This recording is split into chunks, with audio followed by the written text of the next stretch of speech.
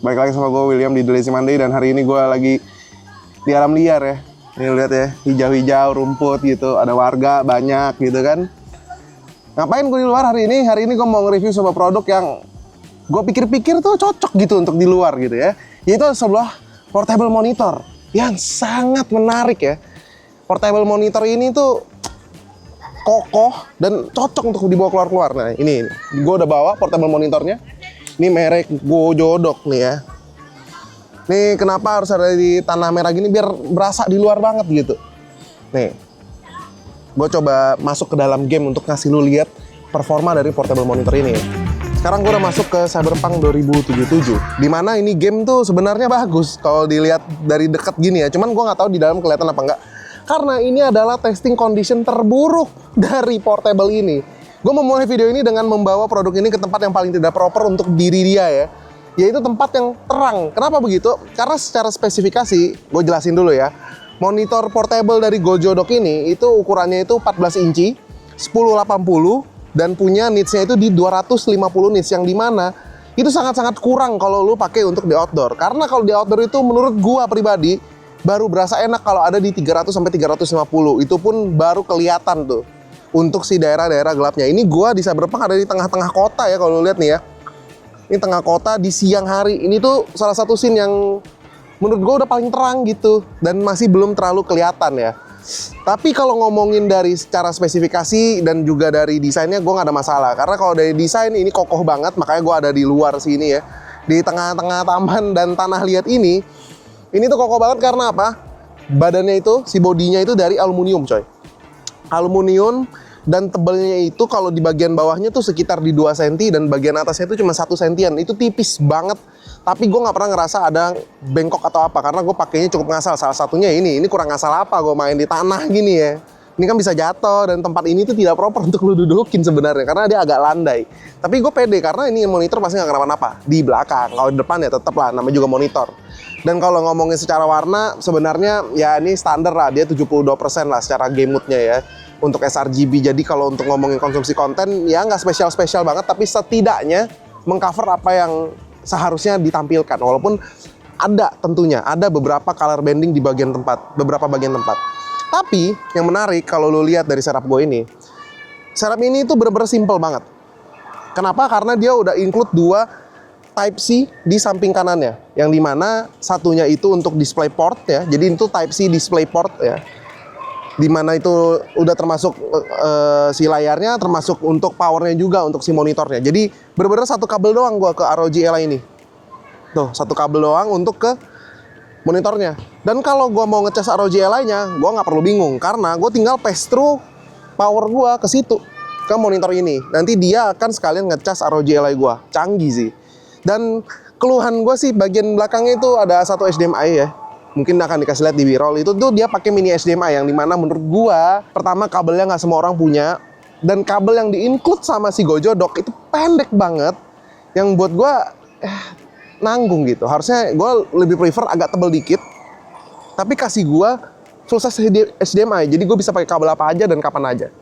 Dan kalau untuk ngomongin use case-nya untuk indoor, nih sekarang kita akan pindah ke bagian indoor ya, untuk ngasih lihat lu, kalau dalam ruangan tuh sebenarnya ini bagus coy, ya. Ini gue buktiin nih. Nah ini kita udah di ruangan indoor ya. Nih di sini, bang kalau lu pakai kayak macam stand gitu ya, nih nanti ada di kesimpulannya ya. Tapi secara penggunaan kalau indoor sebenarnya nggak ada masalah sama sekali karena memang kalau untuk ya desain produknya memang gua rasa hanya untuk penggunaan indoor.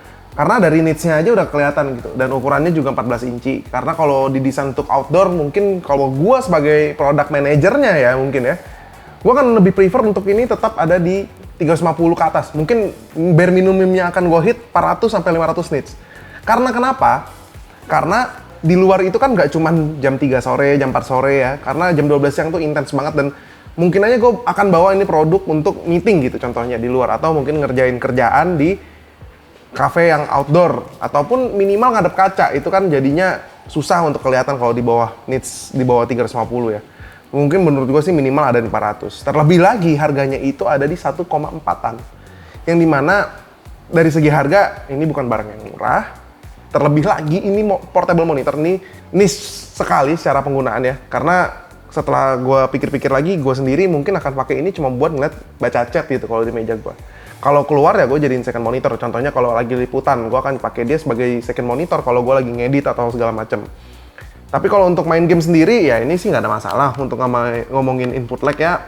Tipikal layar panel IPS pada umumnya ya. Input lag sendiri tetap akan ada, tapi nggak gede, kecil, dan hampir nggak kerasa, apalagi untuk casual gamer kayak gue yang bukan pro player. Mungkin kalau lu pro player, lu akan ngerasain ada input latency gitu ya. Dan salah satu minus dari produk ini, menurut gue yang paling deal breaker adalah ini nih. Ini susah banget berdiriinnya, sumpah. Either ini susah banget berdiriin ya, atau memang gue nggak bakat sih sama yang namanya stand-stand yang tipe origami gini, yang lipat-lipat gini ya. Karena akhirnya gue pakai stand begini nih, karena gue dari kemarin pun gue nggak pakai si covernya. Bahkan dipakai sama anak kantor untuk main game segala macam pun dia nggak pakai covernya, dia pakai stand ini. Karena lebih gampang. Karena pakai ini tuh agak tricky gitu untuk berdiriinnya. Gue nggak tahu lipetannya tuh kayak gimana. Mungkin kalau emang ada lipetannya tuh, kalau bisa lebih simplify gitu ya. Dibikin yang lipetannya segitiga, kan ada tuh cover-cover yang lipetannya tuh segitiga. Jadi lu tahu ini akan berdiri dan kokoh gitu. Paling itu sih kalau untuk kritik gue. Tapi kalau untuk gue pribadi, kalau gue disuruh beli, gue mungkin akan ambil yang versi di atasnya. Karena dia ada versi di atasnya lagi yang ukurannya 15,6 inci dan udah touchscreen. Jadi kalau gue pakai handheld begini nih, ini kan gue main ya biasa aja gitu, karena gue udah masuk ke dalam gamenya. Tapi kalau gue keluar dari gamenya, gue akan lumayan ribet untuk navigasinya, karena si handheldnya sendiri harus gue pindah ke control mode-nya untuk pindah ke keyboard segala macam nggak bisa gue sentuh. Dan untuk beberapa menu UI kan ada yang agak sulit untuk lo pakai joystick untuk lo arahin gitu ya. Kekurangannya adalah ketika lo bawa ke outdoor, seperti tadi gue bilang. So segitu aja dari gue untuk konten review si portable monitor ini, yang dimana mungkin masih ada beberapa deal breaker. Contohnya ya salah satunya ya covernya yang menurut gua mengganggu. Terus ada mini HDMI-nya yang menurut gua sangat-sangat sulit untuk diadaptasi karena nggak semua orang punya mini HDMI. Jadinya gua harus beli HDMI lagi, repot.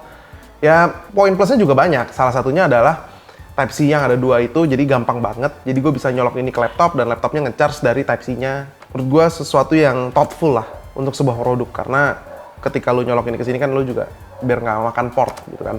Dan kalau lu tertarik untuk produk ini, lu bisa cek linknya di deskripsi ya, ada kode promo juga ya. Barang ini juga kita disupport sama si Gojodok.